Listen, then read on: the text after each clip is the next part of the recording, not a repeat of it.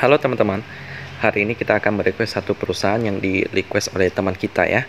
Kita akan membahas Bumi Resource Minerals Tbk dengan kode emiten BRMS atau kita panggil aja BRMS. Ini merupakan salah satu perusahaan daripada Bakri Group yang bergerak di bidang mineral, yaitu pertambangan emas, seng, timbar, dan lain-lain.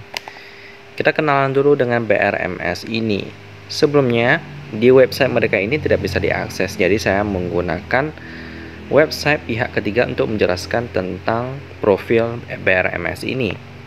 Di website idnfinancials.com ini lumayan lengkap. Ya, kita bisa lihat di sini bahwa BRMS ini didirikan pada tanggal 6 Agustus tahun 2003. Merupakan entitas induk dari berbagai entitas anak yang berusaha dalam bidang eksplorasi dan pengembangan pertambangan sumber daya mineral. Merupakan anak usaha dari PT Bumi Resource Tbk yang merupakan anggota dari grup Bakri. Dan by the way, Bumi Resource Tbk atau BUMI atau kita panggil Bumi itu merupakan salah satu kontraktor pertambangan batubara terbesar di Indonesia. Tambangnya begitu banyak sehingga mereka memiliki aset yang cukup besar. Tapi sayangnya Bumi ini tidak sesuai dengan harapan kita. Karena Bumi ini memiliki fundamental yang kurang menarik sebenarnya. Kalau kita lihat-lihat, memang PR-nya 1,74 kali. Tapi sayangnya cashnya itu nggak cukup bagus ya. Utangnya debt equity ratio-nya itu minus 744%, 744%. Jadi hutangnya tebal banget. Jadi ini agak berbahaya kalau kita investasi ke Bumi ini. Siapa tahu bisa bangkrut kan. Tapi berbeda dengan induknya, BRMS ini bisa dibilang memiliki fundamental yang sangat bertolak belakang dengan induknya tersebut. Nanti kita akan bahas di segmen yang lain. Kita kenalan dulu dengan pemegang saham daripada BRMS ini. Kalau kita lihat prospek bisnis daripada BRMS yang bergerak di bidang emas dan juga mineral seperti seng dan timbal, maka bisa dikatakan bahwa prospeknya ini ya cukup standar sih.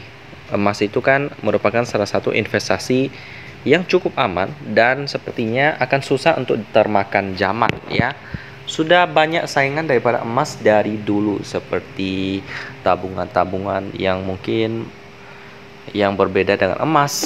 Tetapi emas dari dulu tetap menjadi favorit daripada orang-orang yang ingin menabung untuk pertama kali. Contohnya deh, dulu uang pertama yang ada di dunia itu adalah emas ya. Waktu itu masih sistem barter sih. Misalnya kamu ada ayam terus dia bikin kue, nah nanti kalian barter nih, kamu tukar ayamnya dengan kue yang kamu bikin. Sistem barter ini kadang-kadang juga nggak adil sih. Jadi misalnya kita dalam membuat kue itu kan mungkin lebih sulit daripada membesarkan ayam. Jadi akhirnya ya terjadilah konflik. Lalu akhirnya diselesaikan dengan salah satu opsinya, yaitu memakai emas sebagai satuan nilai untuk bertransaksi ya, berjalan. Akhirnya ada lagi uang kertas bahkan sampai sekarang ada juga yang namanya uang digital ya. Nah itu adalah perkembangannya, tapi emas memang tidak termakan zaman sampai sekarang, tetap menjadi salah satu investasi yang digandrungin. So prospeknya sih aman BRMS ini ya. Selanjutnya kita lihat pemegang saham daripada BRMS ini, dimana porsi masyarakatnya tinggi banget 52%. Jadi saya kurang suka sih kalau seperti ini. Lalu Emirates Stadion Global Ventures itu sebesar 25,10%. Ini kita lihat dulu kenalan dengan Emirates Stadion Global Ventures ini. Kalau kita baca-baca di sini sih nggak ada kasus hukum yang memberatkan. Siapa sih Emirates Stadion Global Ventures ini? Bahkan di dalam berita ini pun nggak dapat informasi yang lebih dalam ya. Cuma dikatakan di mana letak daripada Emirates Stadion Global Ventures ini, yakni di Cayman. Yap, mereka membeli saham BRMS cukup tinggi ya, sampai bisa dapat porsi 25%. Informasi daripada Emirates Stadion ini hanya basis perusahaannya yang ada di Cayman ya. Namun diduga juga terdapat afiliasi dengan grup Salim. Nggak tahu ya. Seharusnya informasi seperti ini sih untuk perusahaan terbuka harusnya terbuka sih ya. Tapi ya nggak tahu lah gimana regulasi daripada pemegang saham BRMS ini. Ya overall pemegang sahamnya sih bagi saya sih kurang aman. Selanjutnya kita lanjut ke key statistik daripada BRMS ini, di mana operating profitnya lebih kecil ya daripada net profit. Itu berarti cuan daripada BRMS ini bukan 100% mayoritas daripada kegiatan bisnis intinya yang bergerak di bidang mineral. Kemungkinan mereka memegang saham tertentu sehingga cuannya net profitnya itu tinggi banget ya. Dimana PR-nya 26 kali, ini bagi saya udah cukup mahal. Lalu dengan operating profit margin cuma 8%, tapi net profit marginnya 653%. Ini berarti net profitnya marginnya itu tinggi banget ya, kenaikan sahamnya atau investasinya cukup tinggi. Dengan quick ratio-nya bagus 288%, ini bisa bayar hutang jangka pendeknya ya. Sekali lagi berbeda banget dengan Bumi induknya. Ini BRMS sangat pandai mengelola keuangannya.